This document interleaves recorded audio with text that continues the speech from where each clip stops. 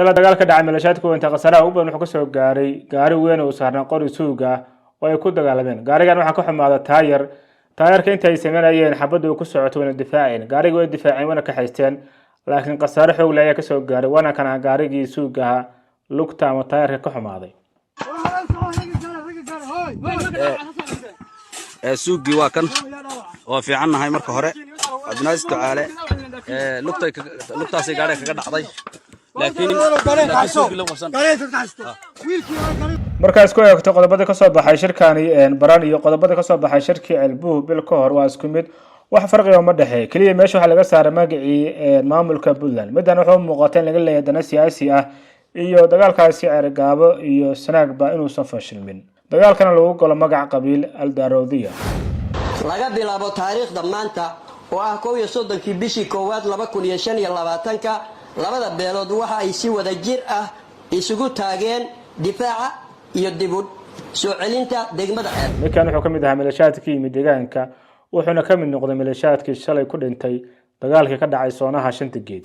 bismillaah saaxiib marka hore soo dhaw marka xigtana muuqaalka fagayso meel fog gaaro maxaa ka cusub maanta jimcaha goobii lagu dagaalamay shalay qaybaha dhexe mowduuciga ayaad ku daawan doontaa qodobkaas oo faahfaahsan sidoo kale waxaan ku soo gudbin doonaa shirka baran iyo xiisadii ugu dambeeyay gobolkaasi Sanaag balse inta baan ka hormaray qodobkani garoowe garaac Soomaalidu oo ina la iska celiyo weeyaan Soomaalida oo Soomaalida ina diradaba laga saar weeyaan oo Soomaalida ina la gogoro weeyaan oo maanta dabadeed Soomaalida ina la dhoorin oo Soomaalida ina dishin Oromo meesha Oroman tarxiila Ethiopian tarxiila war Ethiopian Oromo la gartay laakiin reer koonfur galbeed maxay galabsadeen reer Puntland haday ka dhabeeyaan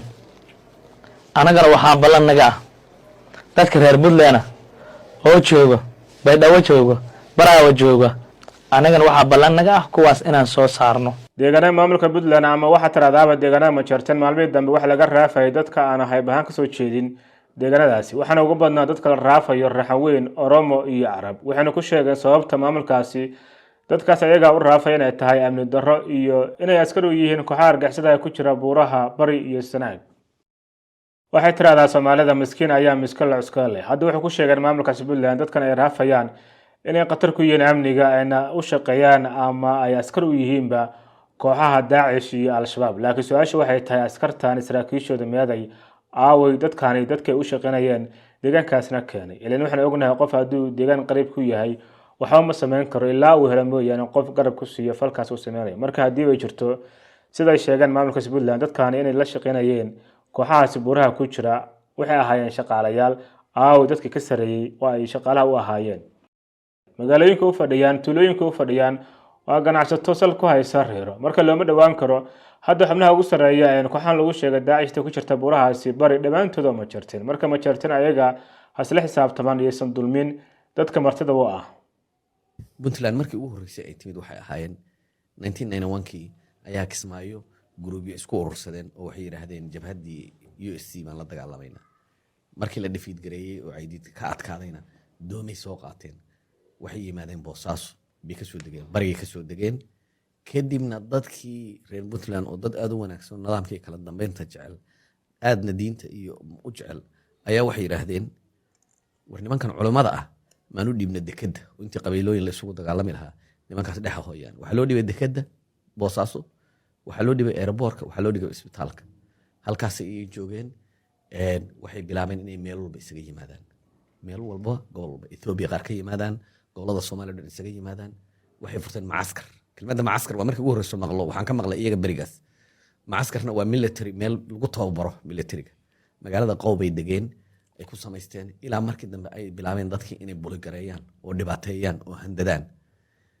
sidoodana dagaalka waxay galaan markay nidaam iyo system dareemaan maamulka Puntland midna uu ku saxan yihiin midna uu ku qaldan yihiin waxay ku saxan yihiin amni iyo amni darraba sax iyo qalad bayna iska saaran ayagoo dhibaato loo geysan Oromada iyo jaanibta kale ku adkeeyay nolosha deegaanadaasi midna uu ku qaldan yihiin inay tarxiilaan qof Soomaali ah hadda waa ugu dhow laasacanood raxaweynta waxa tarxiilay oo raafay dadka deegaankaas laasacanood ayaga yiri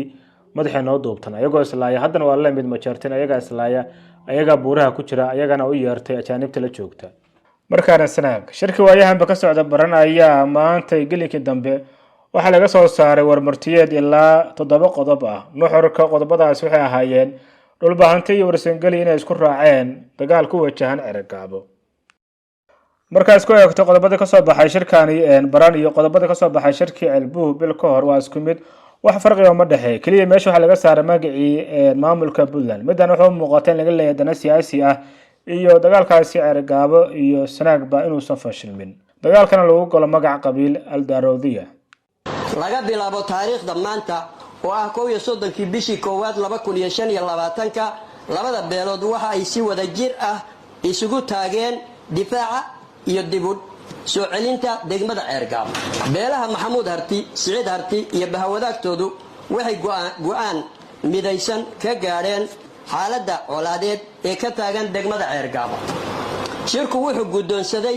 difaaca gobolka Sanaag in lagu galo magaca Harti hadda intii soo shirkani baran suldaanka warsangeli ahana suldaanka Harti wuxuu ku canaantay warsangeli iyo dhulbahante inay ku degdegeen colaadda Cerigabo hadalkan wuxuu muuqdaa suldaanka iyo reerihiisaba inay ku socdeen colaadda Cerigabo laakiin qorshaha dagaalkaasi laga hor dhacay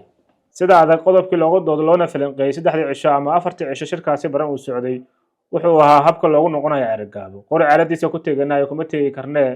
magaaladii waan ka soo baxnay aan nabad ku tagnay ee dooda uga adag ee u dhaxaysa qoliyahan ku shirsan 4 cisho ugu dambeysay baran oo ii door leeyahay bal hoos fadhiisan doona waa been baan leeyahay mana dhacayso nin Hartiya oo biyo daarood oo nasabana ma qaadanayo yeelina meen waxa weeye Cerigabo xaaladeedu reer Isaaq waa la isku imanayaa ama uu adkaanaya bankaas Harti ka maraya ama waa looga adkaanaya Berbera la geeyay wax kale oo wada hadal kama ogolin gogol lagama ogola midna kama ogolin أنا سوق الدبوه اللي دجال كشل داعي واحد دجنا ما أنت جمعها دجنا شال وجود دجالمي وإحنا صباح ورش هيك حالة سعيدة دم بحكومة سوماليلاند يودياش دقن كويهم بودنا بدأنتها إن كشقيان إن أوصل دعين دجال لبعض ما أنت جمعها متكلنا ويشر تاي ملشات كاس بركان في دجودي يحبوه اللي تال كي هالكاس دجال شل دجال كداعي ملشات كاس ما هين دجال كودي يمالن تودي علشان يجعل لك عن سرية دنتو دعينا كده حركان ما أنت إنه صد دجال لعين إنه يودجن ولادان baaqyada ka imaanaya odayaashooda dhaqanka oo markii hore iska dhagatireen colaadahan ka jira bariga waxay sal ku hayaan siyaasad mana xakameyn karo colaadahaasi oday dhaqan way jireen mar ay odayaasha dhaqanka ay gacanta ku hayeen milishaadkaasi laakiin hadda gacmahooda way ka baxeen laakiin wuxuu ka hirgalay 3 meelood biraadha dheer dulgaal iyo meesha la yiraahdo shangeed saddexda waa laga guuleystay xaryahayagii baan imika ku sugannahay xaryahayagii baan joognaa qasa gaadiid baa laga gubay waa la eriyay waa la caydiyay hagogana lagu xariyay shala dagaalka dhacay milishaadku inta qasaraha u badan wuxuu ka soo gaaray gaari weyn oo saaran qori suuga oo ay ku dagaalameen gaarigan waxa ka xumaada taayarka inta ay sameeyeen xabadu ku socoto wana difaaceen gaariga way difaaceen wana ka haysteen laakiin qasar xoog leh ayaa ka soo gaaray wana kana gaarigii suuga lugta ama taayarka ka xumaaday suuqii waa kan oo fiicannahay marka hore abnaas tacaale lugtaasi gaari kaga dhacday laakiin suuqii la qabsan inta hadda la hayo qasaare ka soo gaaray shala dagaalka dhacay milishaadkaas barkana huwanta ah wadarta guud dhimashada dhaawacooda waxay kor dhaafayaan 60 waxaana ku jira milishaadkaasi majaarteen iyo ogaadeen ka soo dagaal tagay ama ka soo gurmaday deegaanka Soomaalida waxaana ku jiray ninkan hadda idin muuqda sawirkiisa ninkan wuxuu kamid ahaa milishaadkii deegaanka wuxuuna ka mid noqday milishaadkii shalay ku dhintay dagaalkii ka dhacay soonaha shanta geed